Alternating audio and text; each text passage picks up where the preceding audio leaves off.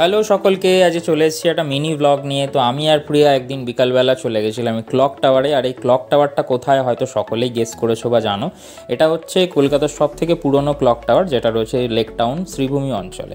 তো এখন অনেক জায়গায় মানে পাড়ায় পাড়ায় ক্লক টাওয়ার তো হয়েছেই, তো এটা কিন্তু সর্বপ্রথম এবং সব থেকে বড়। এখন বিভিন্ন জায়গায় যেরকম দমদম হনুমান মন্দিরের সামনে, উল্টো ডাঙায়, সব জায়গাতে কিন্তু ক্লক টাওয়ার হচ্ছে।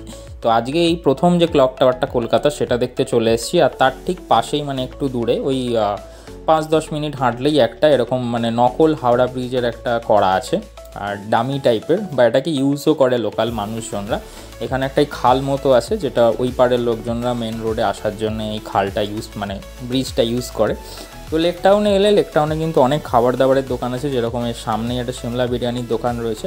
তো এখন এই ব্রিজটার ওপর ফাঁকা পেয়ে আমরা একটু ফটোশ্যুট করছি, রিল করছি। তো বেশ ভালো এই লোকেশনটা। যেরকম তোমরা যদি যাও কাছাকাছির মধ্যে, যদি একদিনের যারা বা একবেলার জন্য যারা ঘোরার জায়গা খোঁজো, তো আমার মনে হয় এই ঘড়ির যে লোকেশনটা, ক্লক টাওয়ারের লোকেশনটা কিন্তু বেস্ট।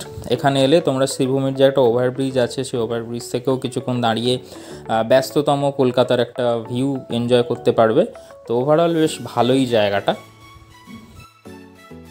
এখন আমরা এসেছি লেক টাউনের যে ক্লক টাওয়ারটা আছে সেখানে। তো ক্লক টাওয়ার থেকে একটু এগিয়ে এসে একটা এই নকল হাওড়া ব্রিজ তৈরি করা আছে, যেটা দেখতে পাচ্ছ। যে অবিকল হাওড়া ব্রিজের যে স্ট্রাকচার সেরকম করে বানানো। তো জায়গাটা বেশ ভালো, মানে এখানকার যে লোকেরা থাকে, মানে লোকাল যারা আছে, তারা এই জায়গাটায় আসছে মোটামুটি সন্ধেবেলা 1/2 ঘন্টা 1 ঘন্টা কাটানোর জন্য বেশ ভালো।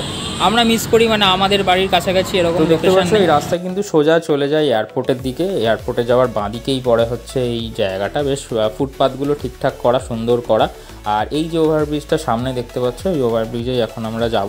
ওভারব্রিজের ওপরে কিন্তু তোমরা বেশ 5-10 মিনিট দাঁড়িয়ে এই ঘড়িটাকে তো দেখতেই পাবে। তাছাড়া এই কলকাতায় যেরকম ব্যস্ততা থাকে, সেটাও তোমরা কিন্তু এখান থেকে মানে একটা সন্ধেবেলা বা বিকালবেলা এনজয় করতে পারবে। এই ভিউটা বেশ ভালো। আর ঘড়িটার সামনে একটা ছোট্ট মাঠ মতো আছে, যেখানে দেখলাম লোকালসরা এসে মানে ব্যায়াম করছেন, বসে রয়েছেন, লেজার টাইম কাটাচ্ছেন, কেউ রিলস বানাচ্ছেন।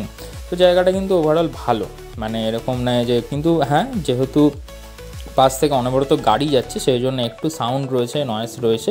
তাছাড়া কিন্তু এই জায়গাটা এমনি মনোরম রয়েছে। চারপাশে অনেক রকম খাবার দাবারের দোকান আছে, তো টুকটাক খাবার দাবার বা মুখ চালানোর জন্য এখানটা বেস্ট। আর এখানে বেস্ট লোকজন আসে হচ্ছে, তোমরা জানোই, যে ফটোশ্যুট করার জন্য। মানে এই ঘড়িটাকে ব্যাকগ্রাউন্ডে রেখে এই লোকেশনটা থেকেই ফটোশ্যুট করা হয়, কারণ জায়গাটা সুন্দর। এখানে বসার 3-4টে দেখলাম চেয়ার করা রয়েছে, সেখানে তোমরা বসতে পারবে ওই চেয়ারে।